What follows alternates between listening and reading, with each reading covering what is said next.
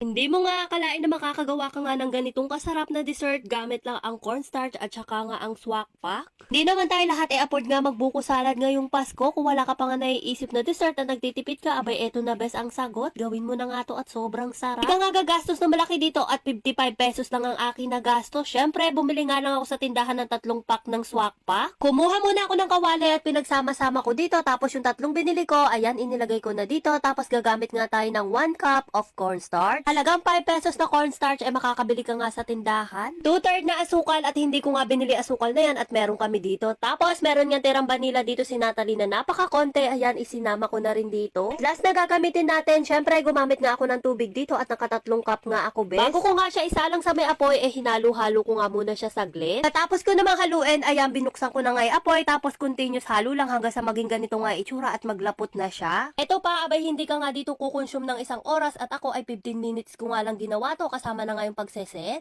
So ayan, hinalo-halo ko nga lang hanggang sa maging ganito na itsura. Tapos nung okay na nga at nakikita kong medyo malapot na nga, ipinatay ko na nga yung apoy tapos itinransfer ko na nga sa lalagyanan. Sa 55 pesos ko nga, marami na nga rin ako nagawa, bes, at marami din kaming nakain na ganito. Habang isineset at pinapalamig ko nga to, gagawa nga ako ng topping sa kanya. Dito, kahit anong toppings pwede nyo ang gawin. Ang toppings naman na napili ko dito, chocolate. Bali, dito ay gumamit nga lang ako ng 2 pack ng Milo. Tapos ayan, hinalo-halo ko nga lang hanggang sa malusaw yung Milo. Tapos naglagay rin ako dito ng pampalapot. 1 kutsarang cornstarch. Tapos hinalo ko nga lang sa may tubig at inilagay ko dito. Kung ayaw nyo naman ng ganitong toppings, kahit nga yung sugar, lulusawin nyo nga lang. Tapos pwede nyo na nga ipan-toppings dun ba sa may ginawa natin kanina. Kalimutan ko palang sabihin sa inyo, naglagay nga rin pala ako ng kape dito. Kasi dito gusto ko nga yung medyo mapaklabes. Optional lang naman yung paglalagay ng kape. Kung ayaw nyo nga maglagay, mas okay. Kung gusto nyo naman, mas okay din. Tapos ayan, hinalo ko lang hanggang sa maging ganitong kalapot. Pagkatapos isinalin ko na nga siya dito. I-spread nga lang to hanggang sa matakpan nga ng chocolate yung ginawa natin. O diba, sa halagang 55 pesos may ganitong kasarap ka ng dessert sa Pasko. At higit sa lahat, hindi mo nga akalain sa cornstarch, gatas at Milo meron ka ng ganitong kasarap na dessert. Yung lasa nga niya balance lang at hindi nakakasawa. Katapos ko nga ikalat yung chocolate, hindi ko na nga inilagay ito sa rep at hinintay ko na nga mag-set dito yan sa may lababo. Pero kapag kinain nga siya, bes, mas masarap siya yung medyo malamig-lamig. Meron kasing natirang konti, tapos inilagay ko nga sa rep, kinabukasan kinain ko nga, abay mas masarap kapag malamig. Tapos makalipas na ilang minutong pagseset, eto na nga yung magiging itsura niya. Tingnan nyo na may loob, grabe, sobrang sarap. Tamang-tama nga dito sa ginawa nating toppings, balance lang at bagay na bagay. Yung isang ganito nga kayang-kaya kong ubusin ng isang upuan lang. O siya, yun lang naman best ang gusto ko sa inyong i-share. Naghahanap ka nga ng masarap at murang dessert, abay sabi ko sa'yo, wag ka na nga magpahulit, gumawa ka na rin ng ganito. Laki na nga rin ang menos mo dito. O siya, bye-bye!